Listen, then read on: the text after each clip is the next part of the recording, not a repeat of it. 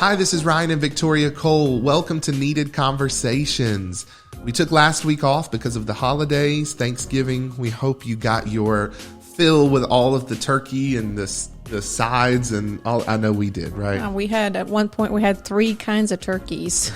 Smoked, roasted, whatever else you can have it. We've had it. Yeah, we've had all of the good stuff. And it was a wonderful time with family. But it was a good time as well to see this particular series in action. Yeah, we're talking about boundaries. And whenever you're around people that maybe you're not around that often, you know, holidays, you see family members that you don't spend as much time with, those boundaries really come into plain sight. And so we've had our first episode. We encourage you to go back and listen to it on boundaries, but we're going to continue this conversation for the next couple of weeks before we break at the end of this year in preparation for what's happening next year. You know, as we're recording this and releasing this, it's Giving Tuesday. And that means it's an opportunity for you to partner with nonprofits who are making a significant impact on the world. Empowered Culture Ministries is our ministry. Yes. We do this full time, pouring into married couples, mentoring individuals, helping them to discover their purpose, going from church to church, preaching the gospel of the kingdom. And we need your support to do that. Yes. Would you join us at ryancoleempowerment.com and give any amount, as little or as much as you would like. And you can also become a partner, a monthly partner, where it's automated. You don't even have to think about it. And we would really greatly appreciate any support that you can offer for us today. You know, I was telling Victoria this morning, I'm kind of irritated a bit that we place consumerism over investment in our culture. Because we have Black Friday, which it wasn't to me as big of a deal as it has been in years past. Yeah. But nevertheless, it's an opportunity for people to spend more money, right?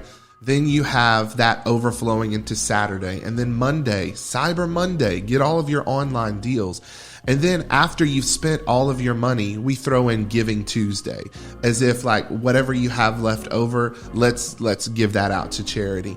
I think that we should reverse that mentality, right? We should look to the end of this year saying, how can we invest more in the new year? And I'm using that word invest as a really specific term because, you know, when you give to this ministry, you're investing in the future of your children. What kind of world are they going to live in? And when you give to our ministry and you help empower couples to have healthy marriages, you may not realize it, but the entire community is affected by whether or not marriages are healthy or in the garbage can, whether that be the crime rate, you know, cost of health care, the environment. All of these things are affected by the engine which moves society forward, which is marriage. So when we're asking you to give, we're asking you to invest in a better community for your kids to be raised in. Invest in your own marriage and invest in this ministry that is helping to bring the gospel of the kingdom to the next generation. You know, I think of the last commission that Jesus said before he ascended into the heavens, go into the world and preach the gospel and, you know, teach all the men, go into all the world. And I think oftentimes we're so quick to go out and do ministry outside of our house whenever our kids are in need of us mentoring them and teaching them and instilling in them good values and morals and teaching them scripture. And we truly believe that it starts at the heart of the home. You as a wife, as a husband, to be submitted to Christ and then to submit it to one another. What kind of family will you build with that? And your first mandate is to build disciples, and that starts in your home with your children. Edifying and building your husband or your wife. And so that's why we believe that marriage is so important. It's not just, oh yeah, I'm investing in my future marriage or my future spouse or, you know, my future kids. It's affecting everybody. This is affecting everybody. Yes. And we are seeing truly, when we counsel couples, the issues that arise are solely because of the structural, foundational things that are broken, and that's the family. If we get that right, a lot of those things will fall into place. So we want to encourage you to give into that, because it's a very important mission, and we have to get it right, especially in our church community. Yeah, if culture was like a big pond, right, marriage would be a stone that was thrown that creates ripple effects of change throughout that entire culture. Marriage is the stone. It's at the heart of the gospel, really. It's what Jesus was so passionate about as well, because he is the groom and we're the bride. Yes. Right? The first miracle he ever performed was at a wedding ceremony. There's so much prophetic significance to those parallels between the gospel and the marital union between a man and a woman, that covenant. And so we're asking you to give. Thank you so much for giving and being a part of what we're doing going into 2023. We've got some wonderful things coming up.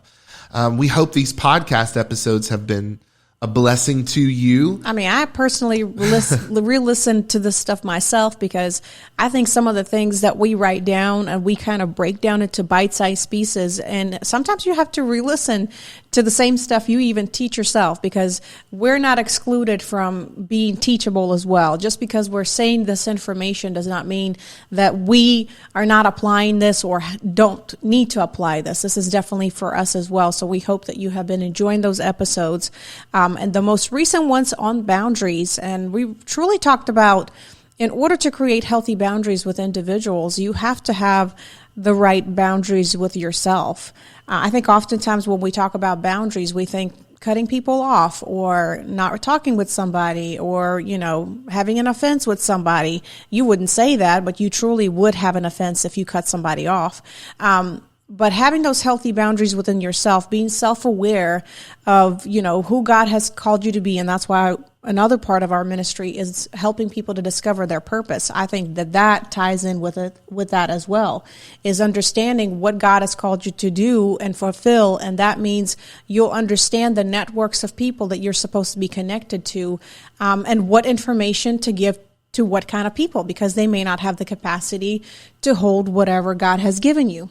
Yes, last week we talked about boundaries in the context of marriage and dating. Most people, when they think of marriage, they don't necessarily think of boundaries, right? Because what's mine is yours and what's yours is mine. Yeah. But in order for there to be a healthy marriage, there has to be boundaries. You are two individuals that are becoming one flesh, but you have unique personalities, unique temperaments, and in order to thrive as a couple, you have to thrive as an individual. You have to understand your purpose, and you have to be pursuing that. Your spouse is a helpmate, a partner in that purpose journey. And boundaries help to create the banks so that there's a better flow of that energy and passion that you have to give to the world. It's like a pond that has no outlets, right? It's stagnant and still. It's the boundaries and the channels that cause those waters to flow to bigger streams. And so when you create healthy boundaries in the home, that extends outside of the home. When you respect boundaries in the home, you'll respect boundaries outside of the home. And today I want to push the conversation a little bit further, because I believe that when we talk about boundaries, oftentimes we are pointing the finger outwards. Mm-hmm. It's creating walls in order to keep people out or to teach people a lesson, or if we're honest, to control other people's behavior because we feel as if they need to be controlled. Oh, yeah. And that's an indication of our own inability to discipline ourselves and create boundaries in our own lives. A lot of times we're asking people to acknowledge and to respect boundaries that we don't even respect ourselves. And so in order to enforce boundaries, I think the first thing you have to understand is that it's not about other people, and it's not about controlling the way that they treat you. It's about you, and it's about understanding the boundaries that you need in order to fulfill your God-given purpose. Yeah, and I think somebody that would listen to it may say, like, well, What if, somebody did me wrong? But I think it comes down to you personally reevaluating, did you give them ammunition to fight against you? Were they truly on your side? Did you truly identify what that relationship is? And like Ryan said, it really does point to you, and that's why it's so important to analyze yourself, not point the finger at somebody else. Yeah, people hurt people and do crazy things, but I think it's important for you to have certain boundaries with yourself in order for you to, when you go out externally and have other relationships, you're going to build those healthy boundaries with those people as well. And you're going to say, this is what's permissible, this is what's not, and actually be a man and a woman of your word and not just say it and then be loose about it. Yeah, the fact is you're not going to be able to control everybody's behavior, right? But, and it's liberating to know that. Yes, absolutely. But you can control your responses. Even the way that we're teaching our kids, my son says, she's making me angry. And I said, no, she's not making you angry. You're choosing to be angry. And that's hard for a kid to understand because it's hard for an adult to understand. Yeah. You mean I'm in control of my own emotions? Yes. Right. And if you feel that a situation is, affecting you and you don't have control over how you're responding, you need to remove yourself from that situation. Now, we're not talking about, horrible offenses here. Obviously, when people harm you in a physical way or there's sexual abuse, that has to be dealt with at a criminal level. And that's a major boundary right there when you put somebody in prison for sure. And that those boundaries are built inside of our laws, right? You have liberties, but as long as your liberties don't infringe upon another person's liberties. That's sort of how it's supposed to run here in the United States of America. But when it comes to you personally, creating boundaries is about you recognizing what God has given you stewardship over and taking responsibility for that. And it's not to offend other people or to control their behavior. It's to give you the freedom and the liberty to do what God has called you to do without inhibitions. Does that make sense? Yeah. And really, you're trespassing against yourself whenever you don't set the boundaries and abide by them. And the moment that you allow those boundaries to be infringed upon, whether it's by you or by somebody else, is the moment that you're saying, this that God is giving me isn't valuable.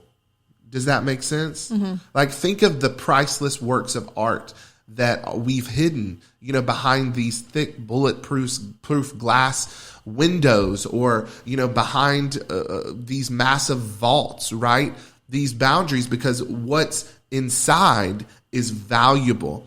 I'm not saying that you should keep everyone out, but it's certainly saying that you should respect the boundaries that you put in place as a proclamation of what you value. I hope you caught that. Boundaries are an indication to the world as to what you value and what you don't value. I think, the issue is that in our society, we value someone else's opinion over anything else. Like, what are they going to say about us? I mean, we had a pastor come to our church, and he was talking about the story of this older man and his grandson and a donkey, and they were walking, and the grandfather put the young grandson right on the donkey. And the people were passing by and saying, how shameful, shame on you. This young man is riding on the donkey while this old man is walking. So he said a ways away, they basically switched, and he sat on the donkey and the kid walked. Then the other people were saying, shame on you, you old man, letting this young man walk. You're the older person. You should be walking the donkey. And then he was like, well, okay, so we won't ride the donkey. Neither one of us will ride it. So they're just all walking. And somebody said, you guys are crazy. You have the donkey for a reason. Why is neither one of you sitting? And then he decides, okay, we'll both sit on the donkey. And then somebody said, you guys should be ashamed of yourself. You're putting so much strain on the donkey. And the moral of the story is you cannot appease people. And I think you have to recognize that other people's opinions shouldn't really matter to you. You really, what should matter is being at peace with yourself and walking before God, not walking before men. And I think oftentimes we put so much emphasis on what somebody will say, what somebody's feelings will be about us, that, like Ryan said, we tend to compromise the boundaries that we set for ourselves. So we truly actually don't follow through with those boundaries because we're too afraid of what somebody will say about us, whether it's family, whether it's friends. But honestly, that puts you in a bondage, because then you're always obligated to somebody's opinion about your life and what you should be doing, instead of what is my purpose, what has God called me to fulfill, and I'm going to do it regardless whether people understand it or not, because I am not here to appease them. I'm here to do the will of God. And that's how your mindset should be. And think of it a little bit deeper as well. Like, why are you creating some of the boundaries that you're creating? Are you creating those boundaries because, it's what's healthy, or are you trying to punish someone, especially in marriage? Like, I think the silent treatment is one of the most toxic things you can do to your spouse. I know we all need our space, and we've talked about that, right? Yeah. Giving your spouse time to process. But, I've heard of spouses taking weeks or months and really excommunicating their spouse while living under the same roof. It's extremely toxic, and you could call that a boundary, or you could call that like you trying to punish another person for what you felt as if they did towards you, and not being adult enough to have the conversations where you create the proper boundaries in the relationship. Mm-hmm. And really, that's the crux of this episode today, helping you to understand that the boundaries that God is calling you to create have nothing to do with everyone else. They have everything to do with you, with your purpose and the calling He's placed upon your life. I wrote down a few things today. A person without boundaries hasn't taken personal responsibility for their life. They are being moved by the desires of those around them. So in fact, whenever you don't create boundaries, like I said before, you're telling the world, I don't value this dream or this career or this personal space enough to set a boundary and walk away. And a lot of us get angry for people encroaching upon those boundaries, but yet we violated those boundaries over and over and over again. Mm-hmm. When we don't set parameters in our day-to-day schedule that help us to accomplish those goals, to remove the distractions, to say no when no is necessary in order for us to say yes to the things that God is calling us to. We say yes to everyone. We allow ourselves to be distracted by technology, social media, and we're driven by these agendas in the world. Begin by creating boundaries in your life, by setting a daily agenda. When you wake up in the morning saying, this is what I'm going to accomplish today, and anything that doesn't fall within this list of priorities is going to have to wait till another day. I'm not allowing someone else to dictate my daily agenda. And I'm preaching to the choir because I'm guilty of doing this as well. Yeah, and I would say the practical form of this, and this is something we teach couples, is, having a mission statement or writing a vision for your family.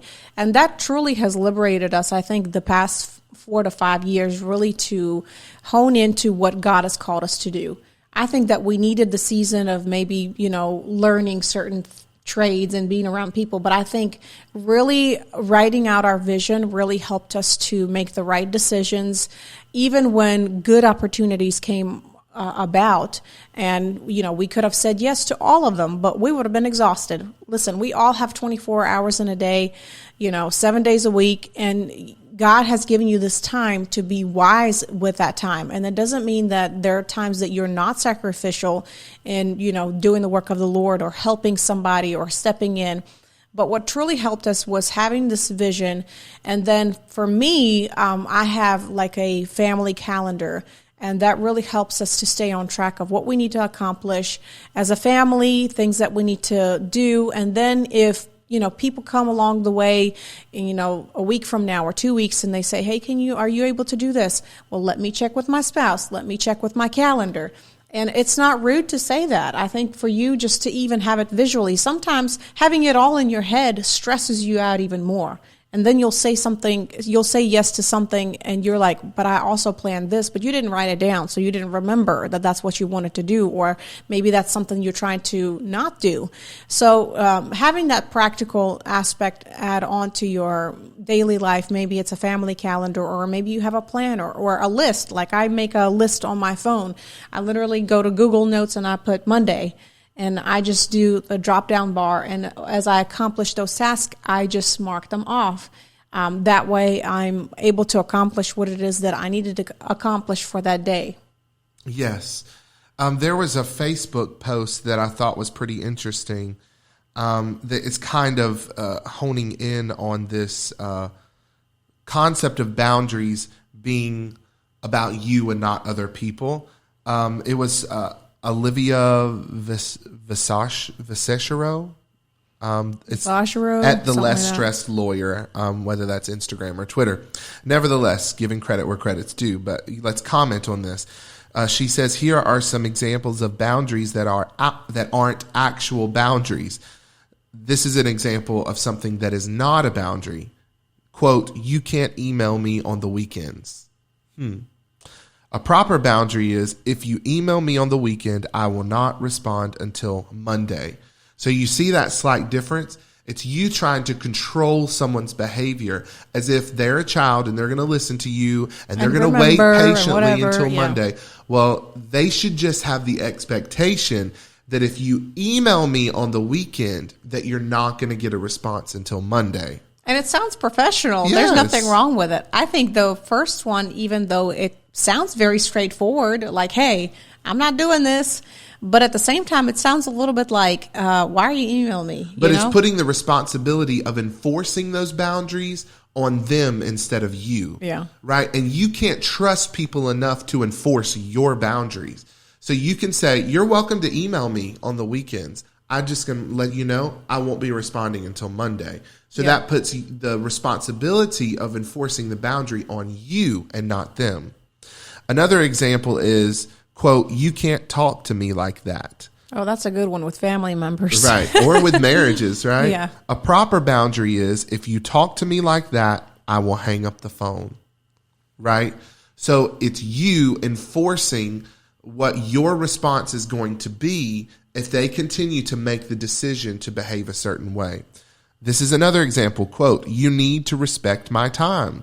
This is, whether you put this in a different context, a lot of married couples go into this you need to conversations, right? Mm-hmm. But a proper boundary would be, I will end the meeting at the scheduled time, right? Mm-hmm.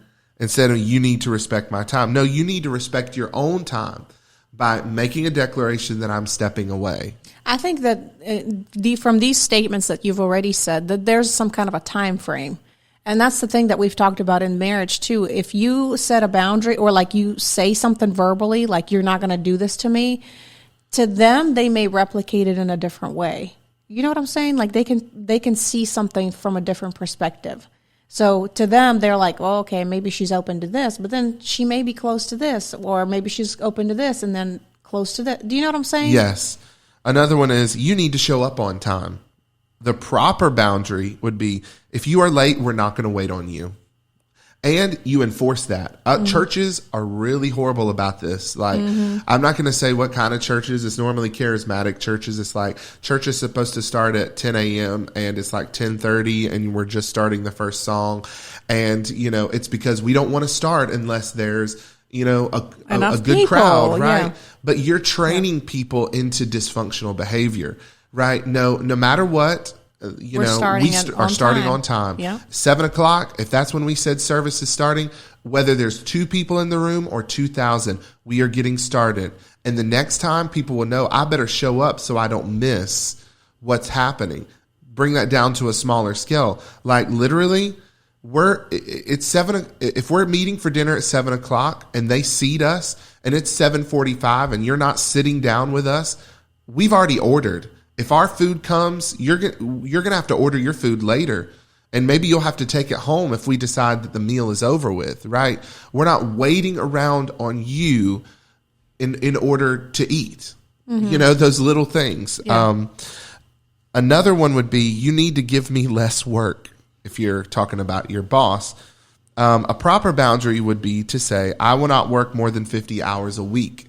And not only that, you state it up front, right? You understand what their expectations are, and then you also set your expectations and you come to an agreement. You know, most people complain about their jobs, but that's the job that you agreed to, right? You never set boundaries in the beginning.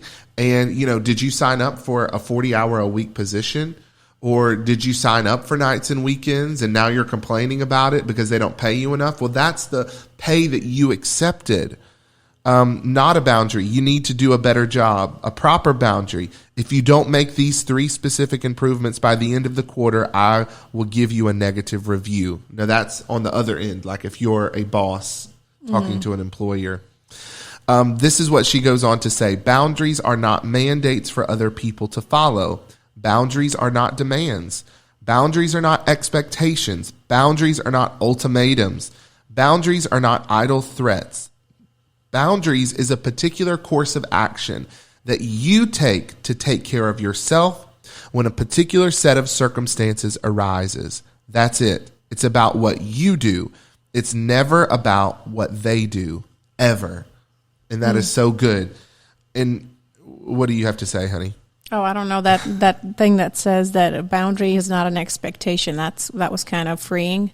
I always thought that, you know, at least it's an expectation from you for other people, but it's because I know what my, I wouldn't say weakness is, but one thing that I do, I expect people to, I guess, perform the way I do, and I'm not tooting my horn, but I guess I have that expectation that if I'm going to do a certain job, I expect that person to do the same job. And I'm having to learn that it's not everybody else's like work ethic or priority, and it's hard for a person that's not that way. It's hard for you to recognize, like, there's people that are that's just not their gifting. They don't see that. They're not detail oriented. They don't think things through, and you have to accept that. So you can't have that expectation on anyone else but yourself. And you can live this way without being rude or coming across as standoffish, because you're inviting the group of people into your life who have the capacity for the standards that you have set. Yeah. And not only that you have set, but that you adhere to yourself. You show up on time. So you expect everybody to show up on time. And not just you show up on time, you start on time. So when they walk in and they're creeping in the back, they're letting everybody else know what they prioritize or what they don't prioritize. And that's not on you or them. If you begin to bend to accommodate other people, then you're also sending a message that you don't prioritize the people who did show up on time. And so guess what? Those people are going to exit your life, and you're going to be left with the people who showed up late. Now, that's just an example, but consider that in a multitude of categories, right? You know, if you raise the bar, your relationships will shift. Either people will adjust to accommodate those standards, or they will exit your life and new people will come into your life. And don't fret about it. You know, No. like you'll, I know it's not easy to come out of what you're comfortable with, but would you rather be comfortable and be in dysfunction, or have new experiences and have healthy relationships? It may be uncomfortable for a while, but you will really see and look back and say, wow, I actually feel like I have grown as a person because I have now stepped out of this and I am surrounded with people that call me higher. And that's the way it should be. Yes, absolutely. Well, we're going to continue this conversation next week. We're going to take a little bit further. We're going to talk about specific boundaries that you should set if you're dating and even if you're married. And we're going to talk about how to effectively communicate your boundaries. We've talked a little bit about that today, but we're going to go into more detail next week. So thank you for joining us. We'll see you guys in our next episode. We will.